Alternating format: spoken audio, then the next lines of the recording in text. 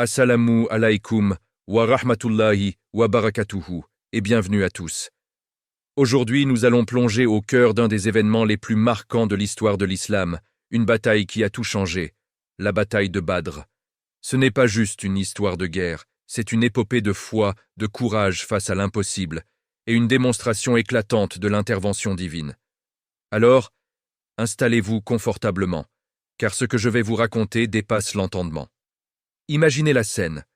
Nous sommes en l'an 2 de l'Hégire, soit en 624 de l'ère chrétienne. La petite communauté musulmane, dirigée par le prophète Mohammed, que la paix et les bénédictions soient sur lui, est encore fragile. Exilés de la Mecque, leurs biens confisqués, ils luttent pour survivre à Médine. La tension avec la puissante tribu des Quraysh de la Mecque est à son comble. C'est dans ce contexte qu'une information cruciale parvient aux oreilles du prophète. Une immense caravane commerciale de Quraysh, menée par Abu Sufyan, rentre de Syrie avec des richesses colossales. Cette caravane représente non seulement la puissance économique de leurs oppresseurs, mais aussi les biens qui leur ont été volés. L'idée initiale n'était pas de mener une grande guerre. L'objectif était d'intercepter cette caravane pour récupérer une partie de ce qui leur était dû et affaiblir économiquement l'ennemi. Le prophète rassemble alors une petite troupe.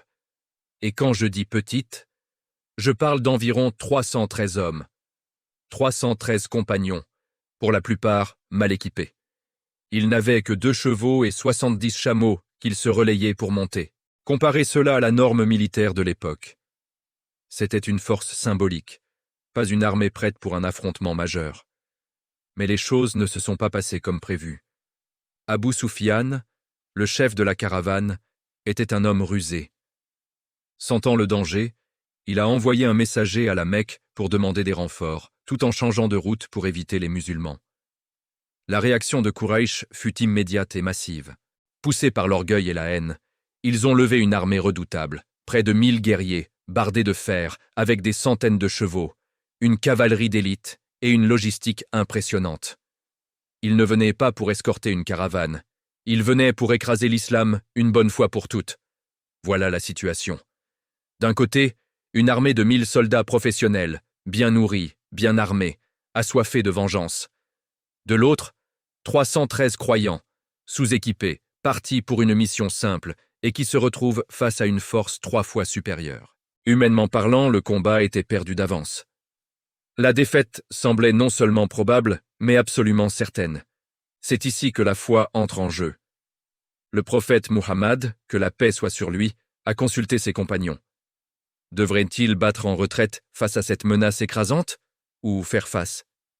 Les muhajiroun, les exilés de la Mecque, ont exprimé leur soutien indéfectible. Puis, le prophète s'est tourné vers les Ansar, les habitants de Médine. C'était un moment crucial. Leur pacte initial concernait la défense de Médine, pas une bataille en rase campagne. La réponse de Sa'd ibn Mu'adh, un chef des Ansar, est l'un des discours les plus puissants de l'histoire. Il a dit en substance « Ô messager d'Allah, nous avons cru en toi. Nous avons témoigné que ce que tu as apporté est la vérité. Va où tu veux, nous sommes avec toi. Par celui qui t'a envoyé avec la vérité, si tu nous demandais de traverser cette mer, nous la traverserions avec toi, et pas un seul d'entre nous ne resterait en arrière. » Avec une telle détermination, la décision fut prise. Ils allaient affronter l'ennemi. Ils ont atteint les puits de Badr avant Quraysh, un avantage stratégique mineur, mais significatif. La nuit précédant la bataille, une pluie légère est tombée. Une pluie bénie qui a raffermi le sol sablonneux sous les pieds des musulmans, leur permettant de mieux se déplacer, tandis qu'elle a transformé le terrain de l'ennemi en boue. Pour les croyants, c'était un premier signe. Mais le moment le plus intense a eu lieu cette même nuit. Alors que ses compagnons se reposaient, le prophète Muhammad, que la paix soit sur lui, se tenait debout, en prière, les mains levées vers le ciel. Il invoquait son Seigneur avec une ferveur et une humilité bouleversantes. Il pleurait, suppliant Allah, « Ô Allah, si ce petit groupe de croyants périt aujourd'hui, tu ne seras plus adoré sur cette terre. Ô Allah, accomplis la promesse que tu m'as faite. Ô Allah, accorde-nous la victoire.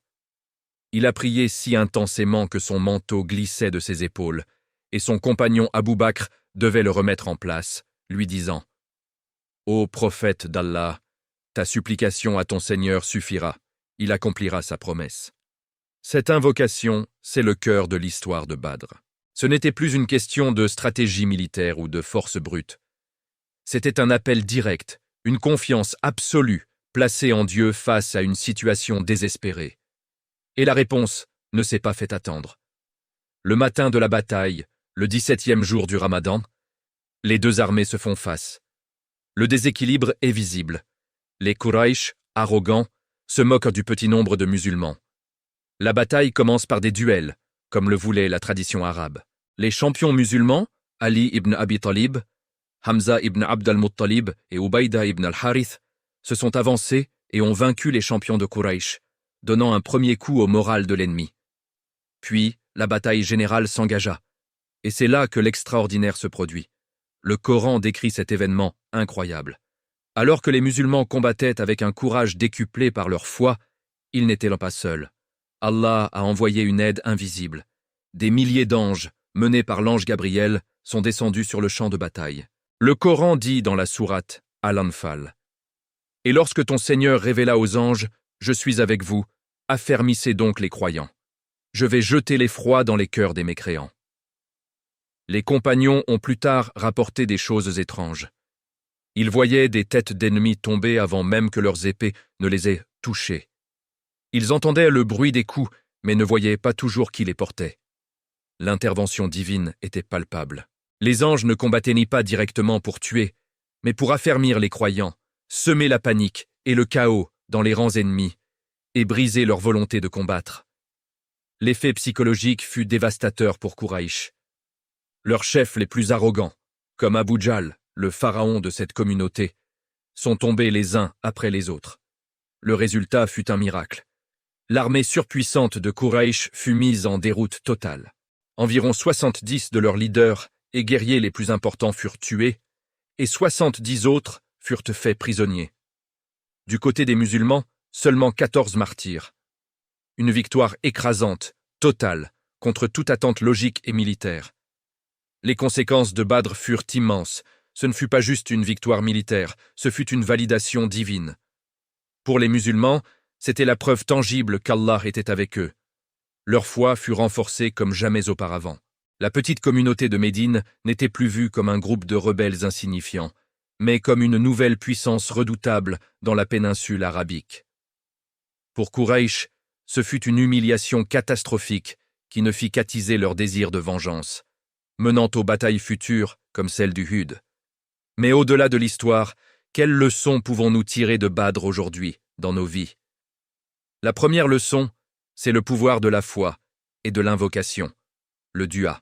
Face à des obstacles qui nous semblent insurmontables, que ce soit dans notre travail, nos études, notre santé ou nos relations, l'exemple du prophète nous enseigne à nous tourner vers Dieu avec une sincérité totale. Quand on a fait tout ce qui est en notre pouvoir, il faut lever les mains et placer sa confiance en celui qui contrôle toutes choses. La deuxième leçon, c'est le courage et la détermination. Les compagnons n'ont pas fui devant l'adversité. Ils ont fait face, unis et résolus.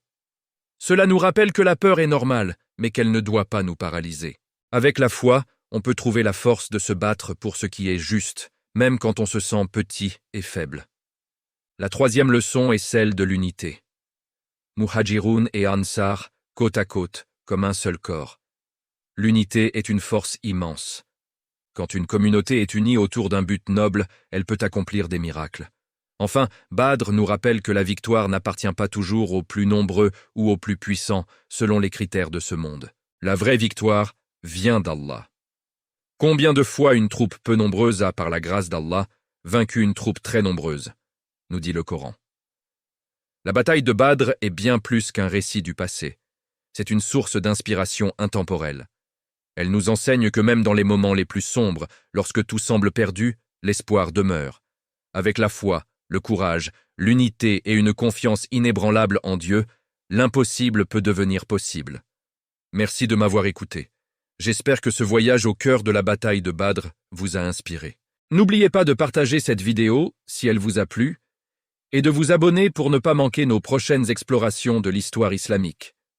Prenez soin de vous, et que la paix soit sur vous.